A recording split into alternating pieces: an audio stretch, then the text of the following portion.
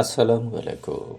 আজ ২৬ জানুয়ারি ২০২৬ খ্রিস্টাব্দ, ১২ মাঘ ১৪৩২ বঙ্গাব্দ, ৬ সাবান ১৪৪৭ হিজরি, সোমবার।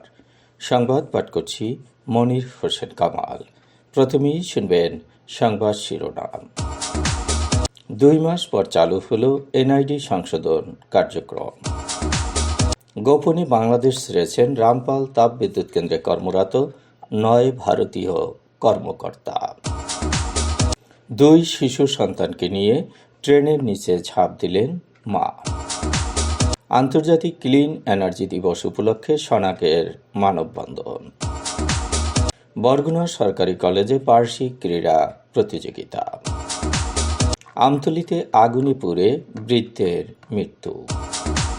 শুনলেন সংবাদ শিরোনাম, এবার বিস্তারিত। দীর্ঘ ২ মাস বন্ধ থাকার পর জাতীয় পরিচয়পত্র সংশোধন কার্যক্রম পুনরায় চালু করেছে নির্বাচন কমিশন। রোববার বিকেল থেকে এনআইডি সংশোধন সেবা আবার সচল করা হয়। এনআইডি মহাপরিচালক এএসএম হুমায়ুন কবির জানান, পোস্টাল ভোটের নিবন্ধন ও প্রার্থী চূড়ান্ত করার প্রক্রিয়া চলমান থাকায় এতদিন এ কার্যক্রম বন্ধ রাখা হয়েছিল।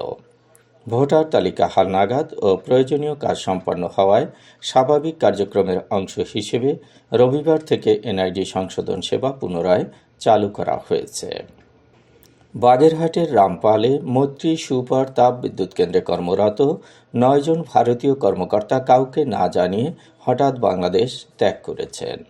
তারা সবাই ভারতের ন্যাশনাল থার্মাল পাওয়ার কর্পোরেশন থেকে প্রেষণে রামপাল তাপ বিদ্যুৎ কেন্দ্রে কর্মকর্তা ছিলেন। অনুমতি ছাড়াই শনিবার সকালে তারা কর্মস্থল ছেড়ে দেশে ফিরে যান। রামপাল তাপ বিদ্যুৎ কেন্দ্রের উপমহাব্যবস্থাপক আনোয়ারুল আজিম জানিয়েছেন, শনিবার সকালে নির্ধারিত সময়ে তাদের পাওয়া না যাওয়ায় তারা খোঁজখবর নেওয়া শুরু করেন। পরে জানতে পারেন অনুমতি ছাড়াই ভারতীয় ওই কর্মকর্তারা চলে গেছেন। তাদের সঙ্গে যোগাযোগ করলে তারা নিরাপত্তা ঝুঁকির কথা জানান। যদিও বিদ্যুৎ কেন্দ্রে ৪ স্তরের নিরাপত্তা ব্যবস্থা রয়েছে, এ ধরনের কোনো ঝুঁকি কখনোই ছিল না। বিষয়টি ঊর্ধ্বতন কর্তৃপক্ষকে জানানো হয়েছে এবং গুরুত্ব সহকারে তদন্ত করা হচ্ছে। দেশ ত্যাগ করা কর্মকর্তারা হলেন তাপ বিদ্যুৎ কেন্দ্রের general manager Pratim Varman, Biswajit Mondal, N Suraiya Prakash Rai, সহকারী general manager Keshava Palaki, Pappulal Meena, deputy general manager Suyerakant Mandekar, Surendra Lamba ও অনির্বাণ সাহা এবং সিএফও ইমানুয়েল পনরাজ দেবরাজ। শনিবার ভোরে তারা নিজ নিজ গাড়ি নিয়ে একে একে বের হয়ে যান। সাতক্ষীরা সীমান্ত দিয়ে তারা বাংলাদেশ ত্যাগ করেন। গাজীপুরের পুবাইলে ২ শিশু সন্তান নিয়ে ট্রেনের নিচে ঝাঁপ দিয়ে আত্মহত্যা করেছেন এক নারী। আজ সকাল ১১টার দিকে গাজীপুর মহানগরীর ৪১ নম্বর ওয়ার্ডের নয়নীপাড়া রেল ক্রসিংয়ের অদূরে এ ঘটনা ঘটে। নিহত নারী হাফেজা খাতুন মালা গাজীপুরের কালীগঞ্জ উপজেলার দক্ষিণ সোমবাজার এলাকার মোজাম্মেল হকের মেয়ে। নিহত ২ শিশু সন্তানের নাম জানা যায়নি। কী কারণে ওই নারী আত্মহননের পথ বেছে নিয়েছেন তা জানা যায়নি।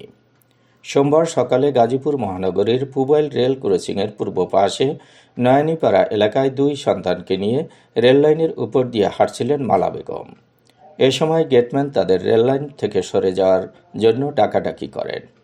ট্রেন দেখে ওই নারীর ২ মেয়ে সরে যেতে চাইলেও তিনি তাদের নিয়ে চলন্ত ট্রেনের সামনে ঝাঁপ দেন।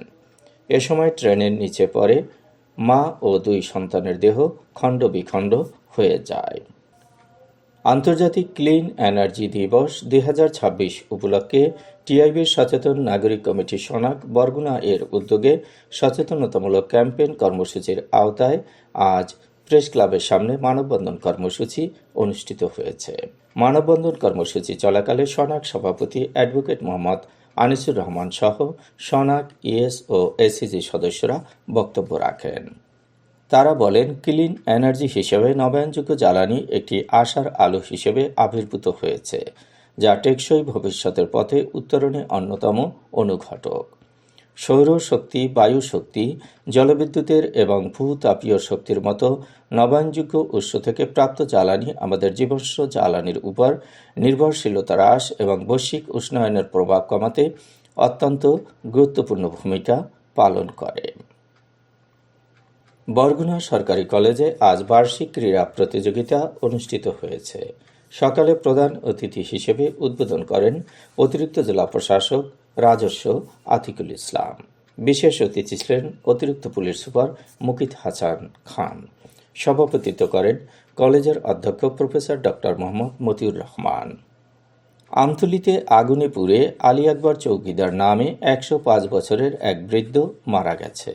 হলদিয়া ইউনিয়নের কুলেরচর এলাকার ওই বৃদ্ধ শনিবার রাতে খড়কুটো জ্বালিয়ে আগুন পোহাচ্ছিলেন। হঠাৎ করে তার পোশাকে আগুন ধরে যায়। তিনি ঘটনাস্থলেই আগুনে পুড়ে মারা যান। মাইকিংয়ে রেকর্ড করা হয় লোকবেতারে। সুমধুর ও সুস্পষ্ট কণ্ঠে মাইকিংয়ের জন্য লোকবেতারের বিকল্প নেই। লোকবেতারের সাউন্ডপ্রুফ স্টুডিওতে করা হচ্ছে গান ও নাটকের রেকর্ড। সেই সাথে লোকবেতারের নামমাত্র টাকায় প্রচার করা হচ্ছে বিজ্ঞাপন। 15 সেকেন্ডের বিজ্ঞাপন প্রচারিত হচ্ছে মাত্র 500 টাকায়। 30 সেকেন্ডের বিজ্ঞাপন 1000 টাকা, 45 সেকেন্ডের বিজ্ঞাপন 1500 টাকা আর 1 মিনিটের বিজ্ঞাপন প্রচার করা হয় মাত্র 2000 টাকায়। নির্ধারিত টাকার বিনিময়ে প্রতিদিন কমপক্ষে 5 বার করে পুরো 1 মাস বিজ্ঞাপন প্রচার করা হবে। মাইকিং ও বিজ্ঞাপনের জন্য যোগাযোগ করবেন 0-17755664445 নম্বরে। এবারেই শুনবেন আবহাওয়ার খবর।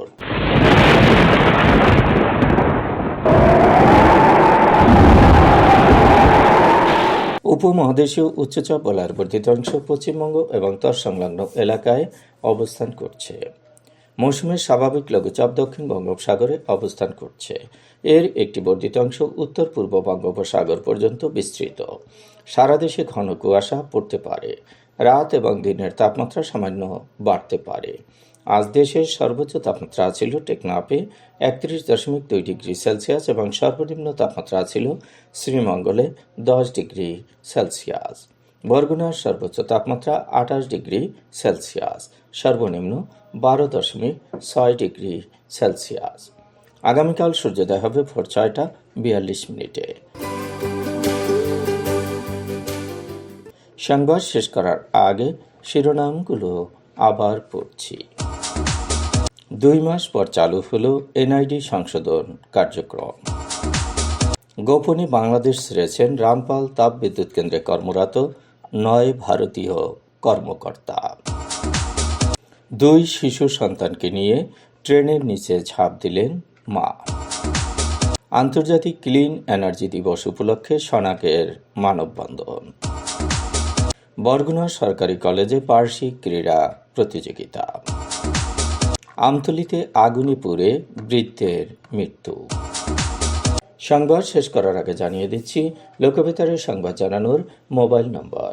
আপনার এলাকার গুরুত্বপূর্ণ সংবাদ জানাতে ফোন করুন 0-17755664445 নম্বরে।